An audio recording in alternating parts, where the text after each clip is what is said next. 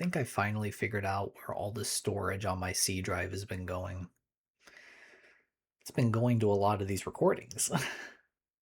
I keep telling myself that I'm going to try to make shorts out of them because that's probably good to do for like getting like exposure, right? But I guess I never get around to it. And then I kind of look at it and I'm like, I don't really care about shorts. I just like making this long form content. So the inevitable struggle between doing what you want and actually wanting to succeed at it in some capacity. Like, you don't care about shorts, but shorts are what really perform well.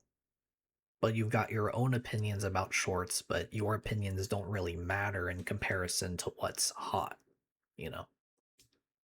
Shit. I figured I'd start using Easy GIF more though.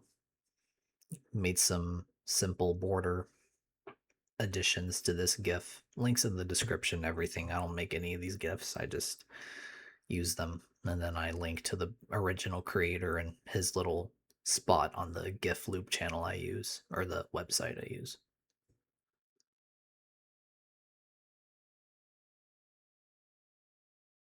I'm feeling not so much the walls close in, but I guess that's a good way to put it. But the reality set in that, this is like I'm just kind of out here living my life.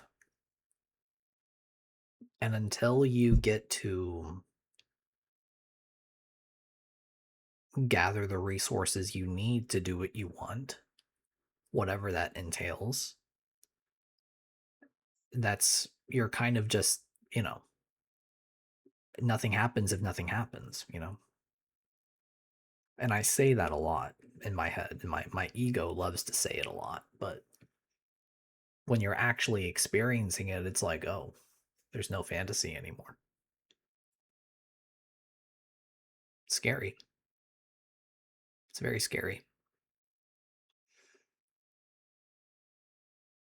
It's the usual charade on LinkedIn. I'm also trying to network locally, lowering my expectations to the floor regarding employment. Yeah, I'm getting a degree was probably a waste of time, but I never really knew that it was going to be a waste of time, if I'm going to be honest with myself. I only know in hindsight, really.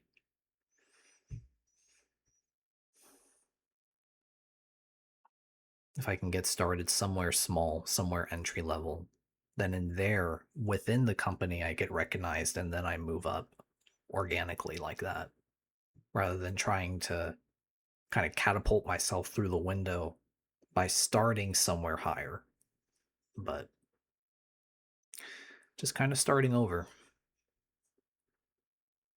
All the things that I want to do, a lot of it doesn't really require a lot of resource, but the biggest thing is just living by myself again.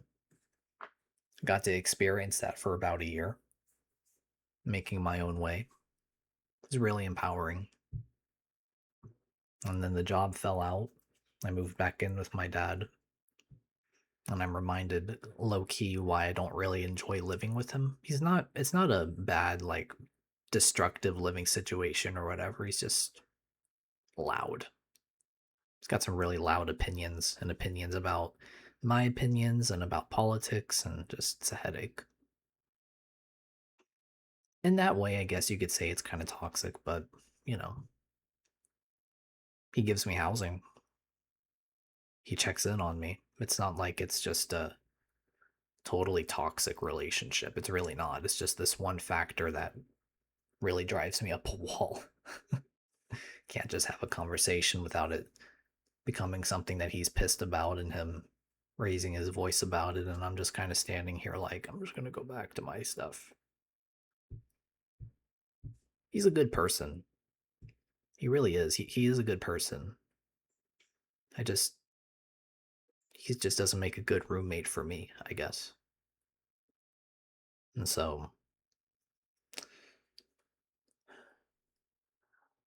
if this isn't what I want, which, I don't think, even if it were a healthier relationship, I still wouldn't want to live here forever, you know, then a job becomes a necessity. I know we talk about like a job is just a necessity, and in a lot of cases it is. But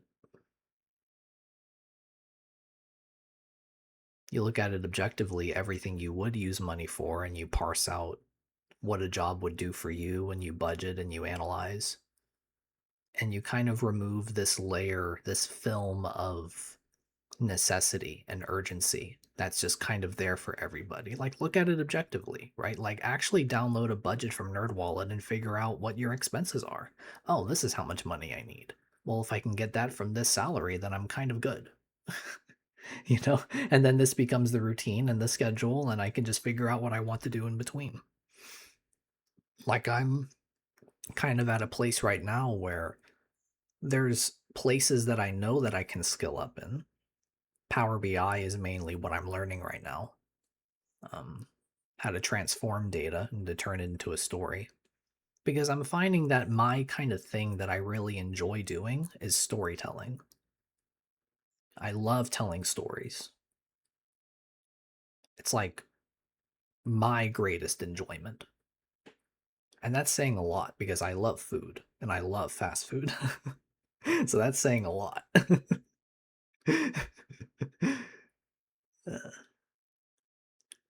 My mind makes it out to be so much worse than it really is. There are people right now that are about to be evicted from their home, and here I am with a parent who cares about me, willing to let me kind of stay here as long as I want until I get back on my feet, meaning a job with a routine around it, etc., what everyone else is doing, and just continue on, carry on, right? And then the ego coming up with this drama over and over again every single day. It takes a slightly different form of what that's supposed to look like, where I'm supposed to be. You're supposed to be the most free person in the world, right? You're supposed to be able to just go wherever, do whatever, and feel carefree all the time. But you're not. And if scripture, if sutra, maybe the Heart Sutra, I don't, I only listen to people on the internet. I never read much myself. I should. There I go again with shoulds and coulds and woulds. But Heart Sutra is kind of like you're already everything you need to be, and it's kind of the ego's narrative that it comes up with when we get into what you're supposed to be, where you're supposed to be, and that you're not. That's the ego trying to prove to itself what it is and what it isn't. And then it makes that your problem. So if you zoom out and you kind of see that, like, the sun keeps turning in the sky, the wind continues to blow, the moon's gonna wax and wane. Whose narrative really is this about? Is this you? Or is this your ego? And then instead of attacking your ego, oh, my ego's so bad or good or whatever, just watch that. Just watch the ego. Watch how it responds. Watch those responses you come up with. Whose narrative does that serve? Those responses. Because if it's about good or bad, comparisons, right? How do you know that that's you? The reason that Paidava, like, did everything that he did, the reason Shiva did whatever he did, and, like, is reflecting himself through everyone is kind of because, like, you already are everything you need, and we're just replaying the same divine play that Shiva's just kind of enjoying in his meditation, Like, you're already everything. I'm not saying, like, just go balls to the walls and start, like, committing crimes and whatever. That's not what I'm saying, Take responsibility. But what that responsibility becomes with this awareness is how much more beating myself up and burdens am I putting on myself that are taking away from me the ability to live my life as it is. Right now, I think I can really be whoever I want to be. The one that gets in the way of that is the ego, because the ego looks at it like, well, you need to gather this and you need to gather that, etc., etc. But that narrative never really ends, right? Like you can reverse engineer a path to success through that. People do it all the time, but that narrative is never really satisfied. It's just going to look for something else to gather, you know. And then the philosophy becomes the ego is the killer. The ego is the one that's exploiting you. But if the ego is its whole prerogative is self, like if the mind's prerogative is self-preservation, then is that what the ego's just trying to do? Like keep you safe in its own weird ways? Like we have different environments, different upbringings, different experiences and circumstances, but we have fundamentally the same hardware. Like maybe some chemistries are different, some dials are turned up more than others. Maybe there's some duct tape here and some screws there, but fundamentally it's the same hardware, the same software. It's just different in some ways. So if it's about self-preservation, then maybe there's a little grace we can give ourselves instead, give the ego in some ways. That I see what you're trying to do, but I'm going to choose to just be still for a while and show you that we really are okay. If other people want to make it their prerogatives, their opinions that we aren't where we're supposed to be, then that's fine. They can do that. It's just, I'm not interested in waiting until I have a particular position professionally before I allow myself to relax. I'm done waiting because this environment is not responding to me in the way that it did probably for my ancestors in the past. I'm talking about like my grandfather and like we're not going too far backwards. But it's not responding for me in the way that it did them, probably. I don't know. I never met my grandfather on my father's side. But I'm tired of the comparison and I'm tired of the stress of it.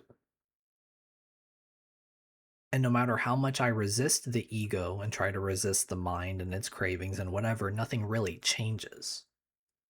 But if I fully lean into it, like the mood, the depression just comes back.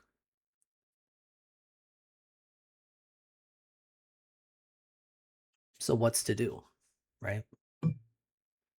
If you're already everything you need to be, then maybe there's nothing to do in particular besides the work that you do every day.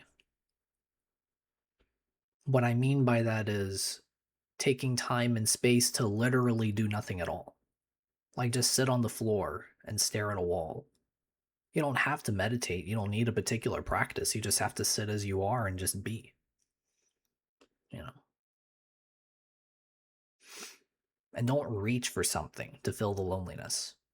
Don't reach to talk to somebody immediately, not right away, to fill the loneliness.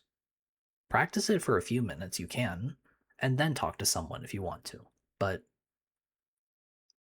try to resist that need that reflex to reach for something immediately. I caught myself yesterday because I had a craving for soda in the middle of my meditation. So what did I of course do? I listened to the craving. And that's fine, you know, like it's just another day, it's whatever. But as I kind of sat back down, I looked at the soda and I'm like, "Oh, I didn't listen to my own advice. Oh, interesting." And I went back through the narrative that my ego came up with to explain why it was like that, and it's like, "Oh, you're just trying to provide for me," you know? It can come off as exploitation, and in some ways it probably is. Like, you being exploited by your ego so your ego can survive, and there are narratives for that too. It's called shunya, right? But I don't a lot of that sounds really radical to me, and I'm not in a place where I want to accept that yet, you know? Maybe that's just the ego. Maybe nothing will ever change and it's going to take me another 5 years of conscious awareness to realize that. Who knows? I'll give myself 5 years. And if nothing changes, then guess what? I'm going to take my vows and I'm going to I'll see y'all later. I'll go to the Himalayas. I don't care. But not before I try to write a book first.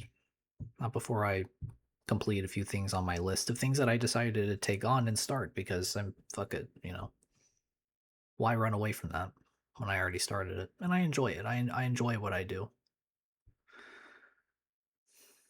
I just get tired. This brain gets exhausted overdoing something, but then it goes and does something else. So is it boredom or exhaustion or a little bit of both, maybe? Or do you just have a lot of different interests and hobbies and you just need to create a schedule to work on all of them?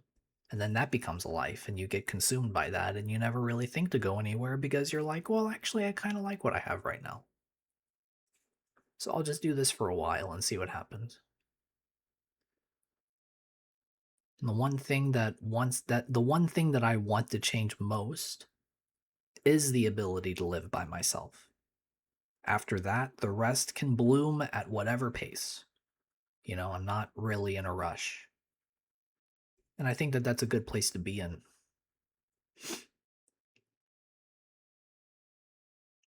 I see where I got my anxiety from. Part of what I learned in behaviors and what I learned in upbringing and what's biological and genetic. You know, it's the childhood, it's parents. There's just a lot to undo.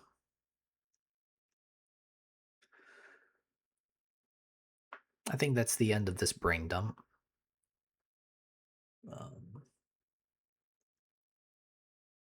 I would I started doing these things by like practicing stillness within the video, but I'm just going to leave it off with I'm going to trust you to take 5 minutes after this and just sit in silence.